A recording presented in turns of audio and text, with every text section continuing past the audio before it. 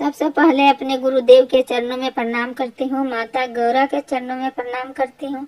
गणेश कार्तिक दोनों भैया के चरणों में प्रणाम करती हूँ। जितना भी देवी और देवताओं हैं उन लोग को भी चरणों में प्रणाम करती हूँ। मेरा प्रणाम स्वीकार हो। और सभी गुरु भाई और गुरु बहन के भी चरणों में प्रणाम करती हूँ। मेरा प्रणाम स्वीकार हो। तो दोस्तों, आज हम फिर से आप लोग के लिए नया चर्चा लाए हैं। शिव चर्चा क्यों होता है, किस लिए होता है, इसी के आधारित एक चर्चा है। दोस्तों, चर्चा बहुत अच्छा है, शुरू से अंत तक सुनिएगा। अच्छा लगे तो लाइक कर दीजिएगा, शेयर कर दीजिएगा। दोस्तों, कमेंट बॉक्स में हर हर महादेव जरूर लिखिएगा। तो चलिए, ज्यादा बात नहीं करते हुए चर्चा शुरू करने जा रहे हैं। एक बार शिव गुरु और नारद भगवान एक दूसरे से बात कर रहे थे। तभी नारद जी बोले कि शिव जी, धरती लोक पर शिव चर्चा इतनी क्यों होती है? तभी सभी लोग आपकी चर्चा क्यों करते हैं? तब शिव गुरु बोले, देखिए नारद मुनि, यह सवाल का जवाब आपको धरती लोक में ही मिलेगा। आप धरती लोक में जाकर पूछिए। नारद जी को शिव गुरु बोले, आप इंसान का रूप लेकर जाइए और वहां जिस प्राणी का बच्चा आपको देखेगा आप उसी से पूछिएगा। नारद जी बोले, ठीक है। नारद जी धरती लोक में मानव रूप धारण करके उतरे और सबसे पहले उन्होंने एक कौवे के बच्चे को जन्म होते हुए देखा। नारद जी कौवे के बच्चे के पास जाकर उनके कान में पूछे कि धरती लोक में शिव चर्चा इतना क्यों होता है? इतना पूछते ही कौवे का बच्चा मर जाता है। नारद जी बहुत दुख करने लगे। तब वे शिव गुरु के पास वापस आ गए और बोले कि शिव जी, जैसा आप बोले थे हम वैसे ही किए। कौवा का बच्चा मर गया। अब हम किससे पूछें? तो शिव गुरु बोले कि नारद जी, आपको इस सवाल का जवाब धरती लोक में ही मिलेगा। आप धरती लोक में ही जाकर पूछिए। नारद जी फिर धरती लोक में मनुष्य के रूप में गए। इस बार उनको कुत्ता का बच्चा पैदा होते हुए दिखा। तब वह कुत्ता के बच्चा के कान में पूछे कि शिव चर्चा इतना क्यों होता है? शिव गुरु धरती लोक में इतनी प्रसिद्ध क्यों है? तभी कुत्ता का बच्चा भी मर जाता है। यह देखकर नारद जी बहुत निराश हो जाते हैं। वे शिव गुरु के पास दोबारा जाते हैं और उनसे पूछते हैं कि शिव जी, आप जो बोले थे हम वैसे ही किए, लेकिन इस बार भी कुत्ता का बच्चा भी मर गया। अब हम क्या करें? शिव गुरु बोले कि इस सवाल के जवाब आप धरती लोक में ही ढूंढिए, वहीं आपको जवाब मिलेगा। तब नारद जी फिर एक बार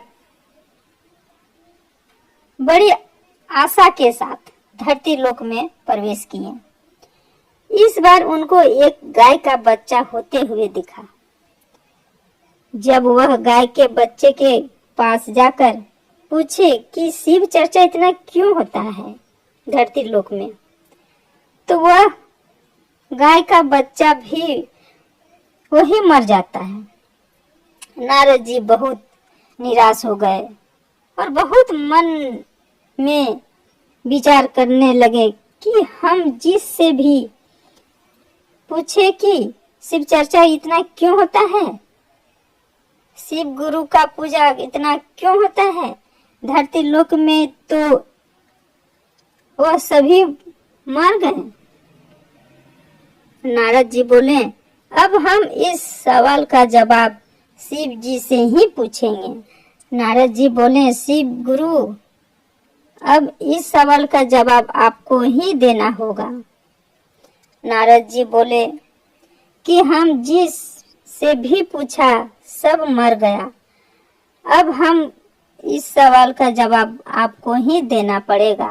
शिव गुरु बोले, नारद जी, इस बार आपको निराश नहीं होना पड़ेगा, आप जाकर दोबारा धरती लोक में ही पूछिए, वही आपको जवाब मिलेगा।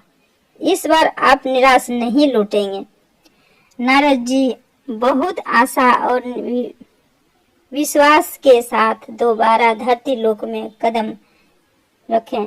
इस बार उनको एक महल में राजा का बेटा जन्म होते हुए दिखा। राजा का बेटा बहुत सालों के बाद जन्म हुआ था। कम से कम 5-10 साल के बाद उनका एक बेटा हुआ था। इसलिए राजमहल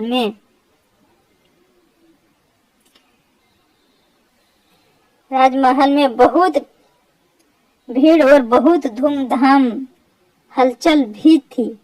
सभी लोग राजा के बेटा को देखने के लिए इच्छुक थे। राजा के दरवाजे पर सैनिक पहरा दे रहे थे। तब नारद जी एक ऋषि मुनि के रूप धारण करके राजमहल के पास पहुंचे और दरवाजे पर आए। नारद जी जो ऋषि मुनि का रूप धारण करके आए थे, वही सैनिक से पूछे, सैनिक जी, आज मैं महल में इतनी भीड़, इतनी हलचल क्यों? सैनिक बोले कि आपको नहीं पता कि राजा का बेटा बहुत सालों के बाद हुआ है, इसलिए इतनी भीड़ है। ऋषि मुनि बोले कि क्या मैं राजा का बेटा को देख सकता हूँ? मुझे भी उसका देखना है। ऋषि मुनि नहीं माने और वहां पर खड़े हो गए। सैनिक विवश होकर राजा जी को बुलाया और बोला, राजा जी, आपके दरवाजा में एक ऋषि मुनि आए हुए हैं और वे बच्चे को देखने के लिए बहुत जिद कर रहे हैं। राजा जी जल्दी से आए और ऋषि मुनि से बात किए। ऋषि मुनि बोले कि राजा जी, आपको आपके बेटे को देखना है। राजा जी मानकर और राजा जी उन्हें अपने बेटे को देखने के लिए अनुमति दे दिए। जब राजा जी और ऋषि मुनि एक साथ बच्चे के कमरे में पहुंचे, तब ऋषि मुनि बोले कि राजा जी, हमको इस बच्चे से थोड़ी देर बाद बात करनी है। राजा जी चौंक गए। चौंक कर बोले कि ऋषि मुनि, यह बच्चा तो अभी 2 घंटे पहले ही हुआ है और इसको आप क्या क्या बातें करेंगे इससे? ऋषि मुनि बोले कि देखिए राजा जी, हम इस बच्चे की तलाश में यहाँ तक आए हैं। हम तो इसके कान में कुछ कहना है हमको। राजा जी बहुत सोचने के बाद बोले कि ठीक है ऋषि मुनि, आप इस बच्चे से अकेले में बात कर सकते हैं। अभी राजा जी अपने सभी सैनिक और सभी लोगों के साथ कमरे से बाहर निकल आए और कमरे के दरवाजे बंद कर दिए। नारद जी अपने असली रूप में आकर बच्चे के पास जाकर और बच्चे के कान में बोले कि धरती लोक में शिव चर्चा इतना क्यों होता है? शिव जी की इतना पूजा इतनी ज्यादा क्यों होती है? तब वह बच्चा उठकर बैठ गया और बोला कि नारद जी, आप यह सवाल जब हम कौवा का रूप में जन्म लिए थे उसी समय हमसे पूछे थे। उस जन्म में भी हमको मुक्ति मिल गया था। जब हम कुत्ता का रूप में जन्म लिए थे उस समय भी आप यही सवाल मेरा कान में पूछे थे। और उस समय भी हमको मुक्ति मिल गया था। जब हम गाय के रूप में जन्म लिए थे भी आप मेरे कान में यही सवाल पूछे थे, और उस समय उस जन्म में भी हमको मुक्ति मिल गया था। 3 जन्म में मुक्ति मिलने के बाद हमको इंसान का रूप में जन्म हुआ है, क्योंकि आप जन्म के साथ मेरा कान में शिव गुरु का नाम लिए थे। इसलिए तीनों जन्म के बाद आसानी से मुक्ति मिल गया। इसलिए चर्चा इतना होती है। यह सुनकर नारद जी का रोंगटा खड़ा हो गया और नारद जी चौंक कर खड़े हो गए। तो दोस्तों, आज का कथा मेरा यही रहता है। उम्मीद करती हूँ कि यह कथा आप लोगों को सुन के अच्छा लगा होगा। लाइक कर दीजिएगा, शेयर कर दीजिएगा दोस्तों। कमेंट बॉक्स में हर हर महादेव जरूर लिखिएगा। तो सब मिलकर बोलिए हर हर महादेव। माता पार्वती की जय।